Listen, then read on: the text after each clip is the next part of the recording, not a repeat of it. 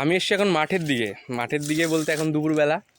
আর শীত তো শেষ প্রায়, তো মাঠে কিছু কুমড়ো হয়েছে সেইগুলো দেখতে। তো এখন চৈত্র মাস, আর এখন কুমড়ো পাকবে আর কি, সেই মানে গাছে ফুল বা এগুলো দেখো। আগে এখানে পালং শাকের বীজ, এগুলো পালং শাক হয়ে গেলে এগুলো বীজগুলো তুলে নেবে।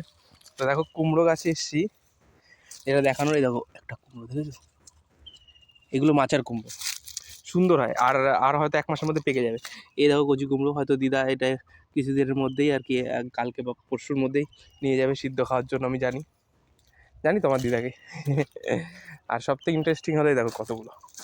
এই আরেকটা, এটা হলো সিকিউরিটি, বুঝলে তো? এই যে সিকিউরিটি, গ্রামের দিকে থাকলে কিন্তু সেই জিনিস পাওয়া যায়। হ্যাঁ, আরও দেখাই, দাঁড়াও।